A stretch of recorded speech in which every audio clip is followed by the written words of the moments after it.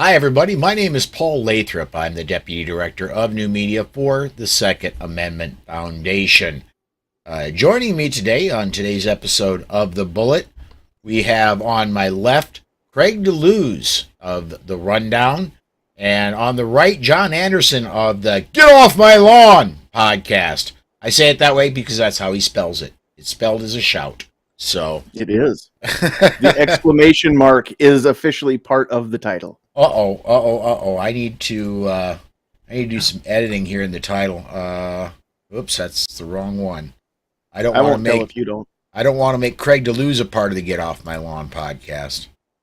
I would love to make Craig DeLuz a part of the Get Off My Lawn podcast, just for the record. I do feel like that Get Off My Lawn guy. I avoided that for the longest time, and now I'm like, dude, just get off my lawn. Yep, I'm with you. Getting social media hooked up here. Give me just a second, folks. Facebook makes it all kinds of complicated to do that, but we've now got social media hooked up. So I want to remind everybody, if you are catching us on the Facebook or YouTube feeds for Polite Society Podcast, you can comment directly on the video. We get those comments, we'll get them on the air, and we'll discuss them. If you're watching us on OpsLens or anywhere else, go to Twitter, tweet with the hashtag #TheBullet, and we'll get those comments. We'll discuss them as well. Unfortunately, I don't have a way to pick up we were picked up a few other places. I don't have a way to get comments from there unless you do go to Twitter and tweet with that hashtag #TheBullet. So comments are hooked up, ready to go, guys. I want to get to the news. It's a little bit of a light news day, but I think all three of us like to talk a little bit. First story that crossed my radar this morning when I started doing research for the show, story out of the Texas Tribune. I'm going to read just a little bit of it. It is no longer constitutional to ban people under felony indictment from buying guns. A federal judge in Texas ruled on Monday. U.S. District Court Judge David Counts, appointed by former President Donald Trump to Texas's Western Federal District, found that a landmark U.S. Supreme Court ruling from June invalidates federal law which prohibits those charged with a felony from obtaining a gun. It was not immediately clear if the ruling would be appealed.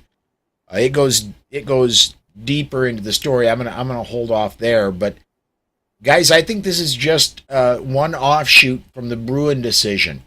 Nowhere in the text, history, or tradition of laws of the United States until very, very recently, like the 1960s, was it illegal for you to buy a gun while you were under indictment for a felony.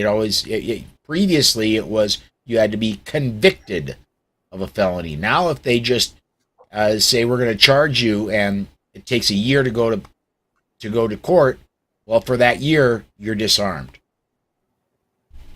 What do you guys think? Well, one, yeah, there is this concept, I don't know, innocent until proven guilty, and should someone lose their rights because they are accused of a crime? Now, one thing that I am noticing, and there was a story in a publication called Cal Matters, or a website called Cal Matters, where they're pointing out how some jurisdictions, in particular like San Diego, California, they are actually using gun violence restraining orders or extremist protection orders as a way in which to confiscate firearms from people that are either under indictment or for one reason or another. So I could easily see some jurisdictions deciding that have passed gun violence restraining orders. I could easily see them starting to then utilize those as ways to get around this particular court ruling. Yeah, absolutely. John, what do you think, man? No, I completely agree. I don't think that you should lose any rights unless you have been convicted. That's what due process means, of course. But yeah, unfortunately, we do have other things like the ERPO, the Extreme Risk Protection Order, just like Craig said, that they create a loophole. You know, the anti-gun people are very fond of the loophole term, with the gun show loophole or other made up terms like that. So now this is going to be the ERPO loophole, where just because you don't constitutionally lose rights until you're convicted of a crime, you still can have your rights stripped away because these other laws have not been yet deemed unconstitutional. So can't wait until one of those appeals makes it back up to SCOTUS. Absolutely. And then it will. There are a lot of lawsuits. We talked about this a little bit on the Polite Society show last night. There are a lot of lawsuits from a lot, not just SAF, but we do have many of them. We'll talk about one later today. But SAF, GOA, Firearms Policy Coalition, there's some from NRA, but there are a lot of lawsuits from the big gun rights organizations that are out there, with more on the way. And I believe that these ERPOs or red flag laws are going to eventually fall away, because for the same reason this is, you're not convicted of anything under an ERPO, and in a lot of cases you're not even allowed to be there or have representation there. So, No. Well, And by the way, because they are civil instead of criminal, even when you do get your day in court, if you have an attorney, you have to pay for it. So you're not guaranteed the right to representation. And oh, by the way, you're not even guaranteed the right to get your guns back, even if it's found that you did, in fact, even if they found that your rights never should have been taken away. Want to get a comment in here. Mike says, good afternoon. It's coffee with Craig time. So it's afternoon coffee with Craig, not morning coffee with Craig today. No, not today. We had morning coffee. We did have morning coffee. But that's why we had morning coffee, then we had afternoon rundown, and now it's now it's the bullet. There you go. There you go. Big media day. I want to get to one from the Facebook side. This is a great point. Larry says the problem with convicted felon is many offenses, like marijuana possession, are still felonies, but have no relation to the right to possess a firearm for defense or lawful purposes. And I'm going to add to that. Not only can you be busted for a felony for marijuana possession, in South Dakota, the barrier for felony writing a bad check is $200. I don't know anybody that has rent for less than $200. If you don't balance your checkbook right and you bounce a $200 rent check, A, you're living in a really bad place, even in cheap South Dakota, but B, you're now a felon and say goodbye to your gun rights. Well, I can tell you that the Firearms Policy Coalition is in the midst of a lawsuit on this, specifically challenging the constitutionality of non-violent felons not being able to get their rights back. Excuse me. Let me. Next one I want to talk about. I think this one's going to take a little time. So, Tennessee Attorney General Jonathan Skrmetti, along with Montana Attorney General Austin Knudsen, is leading a coalition of 24 states, alerting the CEOs of 3 major credit card companies that the recent creation of a merchant category code for the possession of firearms purchases from gun stores is potentially a violation of consumer protection and antitrust laws. In a letter to American Express, MasterCard, and Visa, the AGs say the monitoring and tracking of firearm purchases creates a list of gun buyers and creates a risk that law-abiding consumers' information will be obtained and misused by those who oppose Americans exercising their Second Amendment rights. I'm going to read just a little further into this. Giant financial companies must not use their combined market power to circumvent our representative democracy, said Tennessee Attorney General Jonathan Skrmetti. As Attorney General, I protect the people of Tennessee from corporate collusion that threatens to undermine their constitutional rights.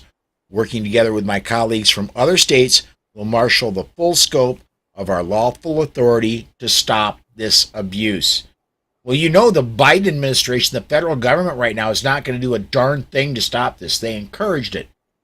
When you get 24 state attorney generals that may make them sit up and take notice. I went to Craig first last time. John, I'm going to lean on you. What's your thoughts on this, man? Well, two thoughts. First off, I'm very proud to see that my state, Nebraska, is on the list of the other AGs who are in this coalition. But also, I would, and AG Evan, thank you for being part of that.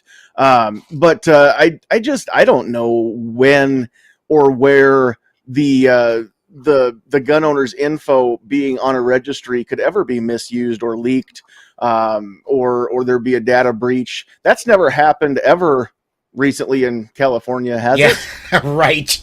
So, I mean, honestly, we already know that it can happen because it has happened already, and so we don't even need that to happen. If Joe Biden got his way, he would have a registry that not only said who has what gun, but what room they keep it in. And I'm surprised he didn't add the combination to the safe on that registry as well in that proposed bill that was introduced there. But I mean, this is completely asinine that a company, a credit card company, would want to do this. Somebody is flexing some serious muscle to get them to be on board with this, I think. And I guess it opens up a lot of questions in my mind.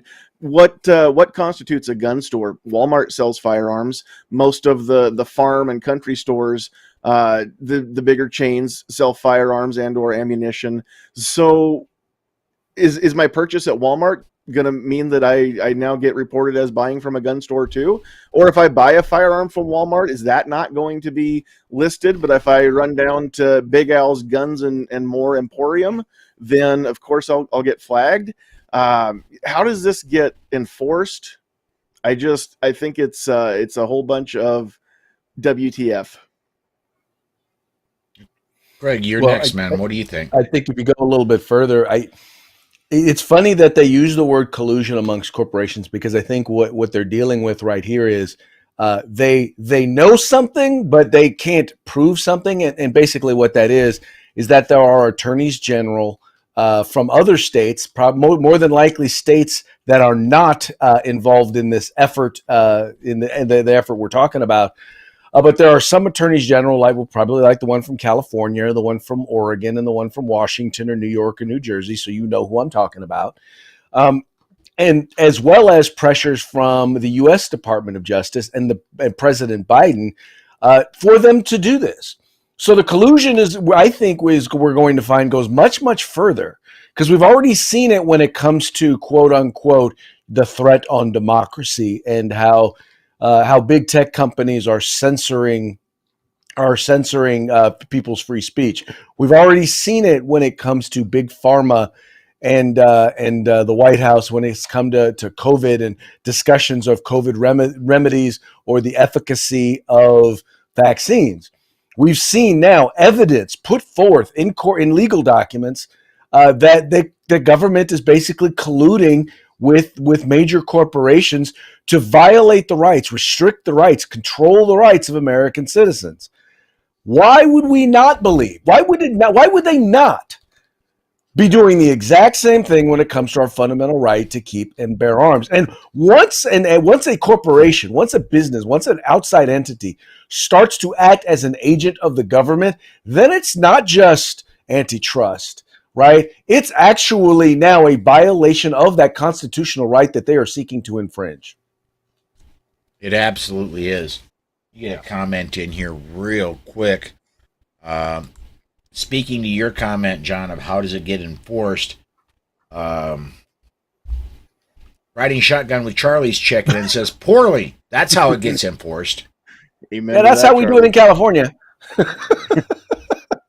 Hey, let me correct myself real quick too, Paul. I had said AG Evan, and I get my state officials mixed up. AG is Mr. Peterson, so AG Peterson, thank you for doing that. Evan is Secretary of State, so mea culpa. South Dakota, my home state, was not among those states. The reason being is right now we have, I'm pretty sure this is the reason, we have an interim attorney general. Ours got impeached. And we have one that's going to be taking office in January. He's running for the Republican Party. He's a former AG, is running unopposed, but he's not in office yet. And there's an interim there, and I just don't think she is willing to flex muscles yet. So That would make sense. Yeah, that would make sense. Well, California is not on that list, and I'm sure I do not need to explain why. yeah, yeah. And I want to touch on one more thing that's dangerous about this. If their code, let's say, I do a lot of business with. There's several different places here in Sioux Falls that I do business with when it comes to firearms, ammo, that kind of thing. One of them is a store called Shields, which is big in the upper Midwest. Shields does sell guns. They do sell ammo. They also sell things like kayaks. They also sell things like home exercise equipment. If I buy a $7,000 kayak and MasterCard sees that, they're going to think Barrett.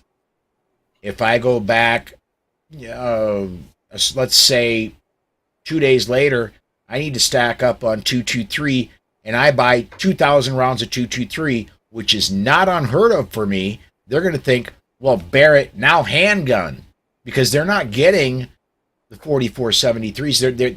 They're not getting anything. They're just getting amounts. And so that could put me, if I go on a health kick and all of a sudden now I want a rowing machine, I could be the next, You're stockpiling weapons is what Yes. you're doing. You're creating an arsenal.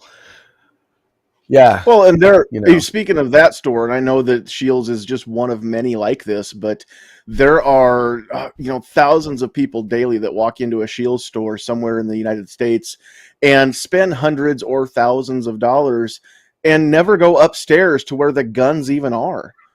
Just apparel and footwear and things like that are down in the main level of most of those. The sunglasses, the team sports, the jerseys. yes. That's all. They sell all that kind of stuff. So yeah, I mean, are these people also going to be on some sort of a list then? Who many of them may even be anti-gun mindset themselves. They just go there to get the latest Nikes or Oakleys or whatever it is. I hear Shannon Watts is a big fan of the Denver Broncos. I'm really hoping she gets a lot of memorabilia from like a Shields or a Cabela's or something that happens to sell, sports memorabilia. That would be great to have her get all kinds of stuff from those stores, and all of a sudden, because this will never happen, that somehow the AFT gets a hold of stuff they shouldn't have from the credit card companies. Shannon Watts gets a knock on the door. Well, I'm trying to figure out what is the purpose, what is the corporate purpose for them to have this? Why do they feel a need to do this other than to collude with the government to track down people who purchase That's firearms? it, Craig. There's no other purpose for that. The whole point is to track the people who are buying lots of guns or lots of ammo, obviously, and try and thwart the next big Las Vegas type public shooting, which has a zero chance of happening. And we all know that very, very few criminals go through the proper channels to buy their stuff anyway. Most of the people that do go through the proper channels, they make a name for themselves on their first outing. So the background checks do nothing because they don't stop these idiots either.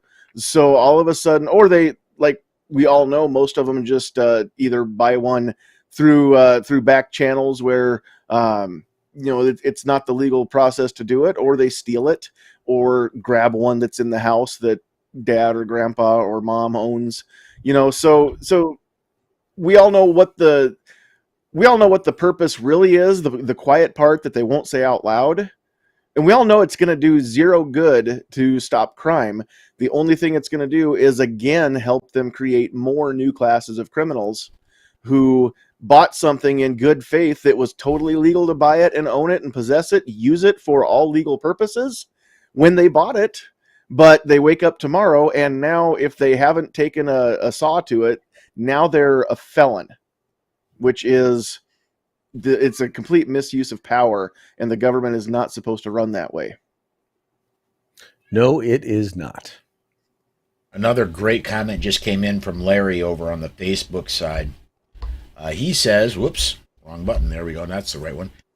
This is occurring. The same thing is occurring, forcing doctors to ask patients about gun ownership. There's another area, whether my back pain is related to my owning a couple of ARs, Glocks, whatever. None of the doctor's damn business. And it's certainly not going to be part of my stroke or the heart attack I had last year. So, unless it was because you were running stairs with your plate carrier on. could be. You and your wind sprints out there with your full loadout kitted up. You know, if you ever see me doing wind sprints, that there's a big problem. That means that somebody a lot bigger than me is probably already started shooting, and I'm looking for cover. Is what that means. Same. Yeah, that whole doctor asking thing. I had one doctor ask me that one time, and my response was, "So, what religion are you? Do you Yeah. How did you vote in the last presidential election?" And they looked at me kind of funny. I said, "I won't ask you how you choose to exercise your rights. You don't ask me how I choose to exercise mine." You know, I know this is completely off topic, but back when people still thought it was their business to ask me whether or not I had got poked in the arm with a certain syringe, I would look them dead in the eye and ask them, "Would you like to discuss your erectile dysfunction or your menstrual cycle, depending on how they presented as a male or female?" And yeah, it's very awkward, right? "Oh, no, I don't want to talk about those personal details." Yeah, neither do I. It's none of your business. So let's change the subject and talk about the weather. Same thing with when the doctor asks about whether or not you have firearms in your house. Yeah. Who did you vote for last year in the election, doctor? Would you like to discuss your voting private matters there? That's just as personal. I seen a meme on Facebook the other day. The doctor asking the patient, "Do you have firearms in the house?" The patient goes, "I have a firearm in your office." Oh, yeah. and I would have done that if my doctor didn't have wasn't in a hospital where weapons were not allowed. My doctor. Yeah, I've had that conversation. By the way, that guy's not my doctor anymore. In his office, but since his office is attached to the city building in the town where I go, it's just a little tiny town. The city building and the police department and the clinic are all attached, so it's all one building. So I cannot lawfully concealed carry in the doctor's office. So we were talking about the empty holster that I had and where it came from. But my doctor's cool. He's a gun owner and a hunter. So he wasn't asking whether or not I had firearms for the nefarious purposes. So there are cool doctors. Some of you get lucky out there and you can actually discuss hunting with your doctor. So I'm one of the lucky ones. I as well am very lucky to have, and my doctor knows, because I have carried into his office, and he knows it because he's examined me. So, but at any rate, I know my doctor. Is that a gun in your pocket? Or are you happy to see me? And before this, I knew my doctor's stand because we talked about my job. But yeah, not so, that kind of doctor. In South Dakota, they can put the no gun sign up all they want. They do not hold the force of law. If you are asked to leave and you don't leave when you're carrying, then you're breaking the law. So I want to get two more comments in here. I want to get the serious one up first, but Pete over at Gun Website says, "In my opinion, this is an effort to gain free publicity for the .org that they are switching to from Mom's Demand. We are playing their game by paying attention to them for free while there is assault weapon ban." You know, the assault weapon ban, guys, it is active in the Senate right now. It went to judiciary, everything I've seen looks like it is stalling there. Believe me, if it looks like it's going to move in judiciary, I will be bringing you up to speed. It's not on the lead for my daily broadcast because I don't see it moving. I haven't seen any signs of it moving in even within the Judiciary Committee. There is a way that we can all help keep it that way, though, too. If you There have is. not picked up the phone and called your senators specifically from your state, there are two of them, and then, you know what, call the senators that are on the Judiciary Committee. And you can call that number on the screen, 202-224-3121, if you're listening and not looking. And you can ask for the senators on the Judiciary Committee. The switchboard has that info. So you can ask them to please vote no on that proposed bill and make sure that it doesn't even get out of committee. I have called my senators, and one of them actually One of them is on the Judiciary Committee. And co-author of the bill. So I can't say it did a lot of good, but I did it nonetheless. You know what, though? It did do good, Craig, because it got you on record. And I'm sure knowing you, I know when you called, you were professional because you didn't talk to that senator when you called. It's of course, just a volunteer aide that answered the phone. Or maybe a paid aide, but it's at any rate, it's just a very low person on the totem pole. You let the person know that you are opposed and the reason why. So, yeah, and here's the thing: you're exactly right, Paul. Because if there is a record of, say, 10 million Californians calling into that office asking that senator to oppose the bill, yes, I understand co-author and co-sponsor and whatnot, but if 10 million people would pick up the phone or email that office and say, please oppose this, and that's on record, that is ammo for whoever opposes the next time that seat comes up. And let's be clear: if 10 million people were to call a Senate office, it would shut that office down. Yes, they would be able to do nothing except answer phone calls. So it would be worth it. I don't care what office it is, because we've run drills like that before with FPC, and I tell you, it gets their attention. I want to get, and we got to hustle because we've burned up all our time, but and I knew we would. But let me get this comment in here real quick. Charlie, riding shotgun with Charlie. I don't answer that question from the doctor till after the over 40 exam. And Charlie, I really hope that you got your doctor to buy you dinner too. Oh yeah, let's get danced with first.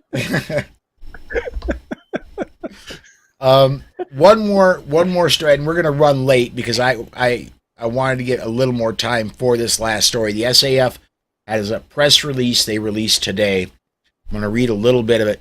Second Amendment Foundation announced today it is financially supporting a federal lawsuit filed by 4 Illinois residents who are challenging a ban on licensed carry on public transportation under the state's Firearm Concealed Carry Act. The plaintiffs in the case are Benjamin Schoenthal, Mark Robletsky, Joseph Vessel, and Douglas Winston. They are all residents of counties in northern Illinois and the greater Chicago area. They are represented by attorney David Seagale of Wheaton, Illinois. Seagale, man, there's another rock star attorney. I respect David Seagale a lot. By the way, I would be shocked if he's not speaking at Gun Rights Policy Conference.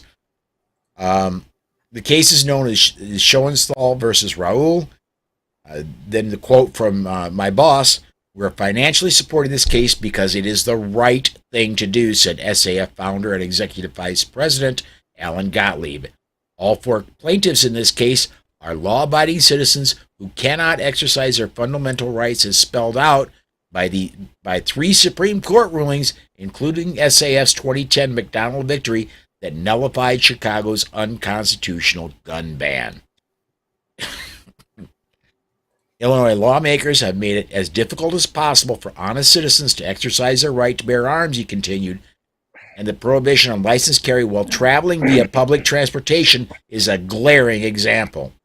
This ban is a direct violation of the 2nd and 14th Amendment and we are delighted to support this case because it cuts to the heart of anti-gun extremism. Craig, alternating over, I'm going to let you have first crack at this one, man. I mean, clearly, what they've done in Illinois or in Chicago is the same thing you've seen happening in New York. They've tried to do it in California, but they were not successful. Is they're trying to expand what are quote unquote sensitive places, or define basically every place as a sensitive place, which is odd because if you read the opinion, I mean, if you read the ruling, they specifically said you can't do that.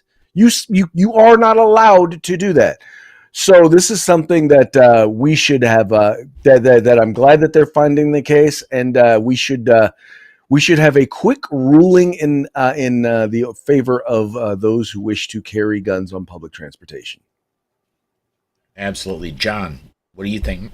What do you think, man? I don't. Yeah, Craig said it perfectly. It's just another end around. It's. I think they're clutching at straws. Clearly, this is the level of their desperation, because they're going to try this. They know they're going to get slapped down. They know that if it would, once this gets appealed, it has to be overturned. But it's the only thing they can do to to go down swinging, I guess.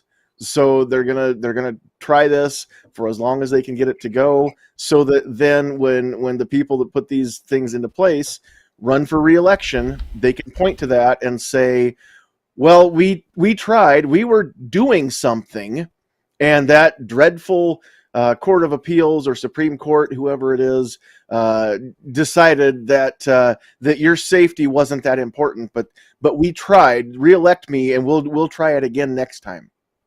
Yeah, this is an example, and let's face it. If you have to take public transportation, either you live in New York City, and even then you don't have to, but it means you're not in the upper economic strata.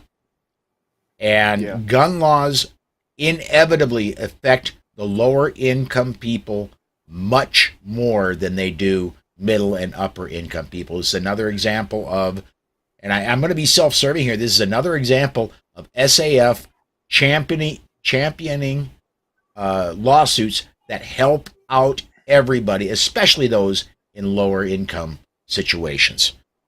Well, and hopefully nobody listening or watching right now doesn't already understand this, but I'm going to say it anyway, so maybe people out there will hit the share button and share it with people that maybe don't understand this. But that's what gun laws do. Gun laws are designed to keep those people from having the guns. The ones that are rich and affluent and can afford to dance the legal dance and pay the extravagant fees to get whatever they want to get are still going to be able to have whatever they want to have.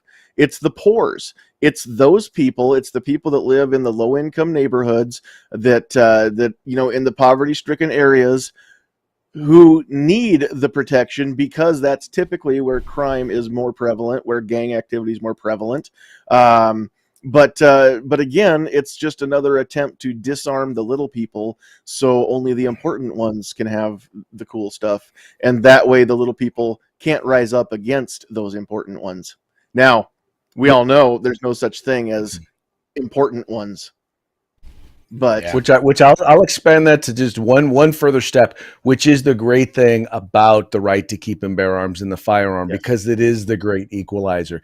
It gives the 5 foot, 100-pound woman the same ability to be able to defend herself against an attacker that I have.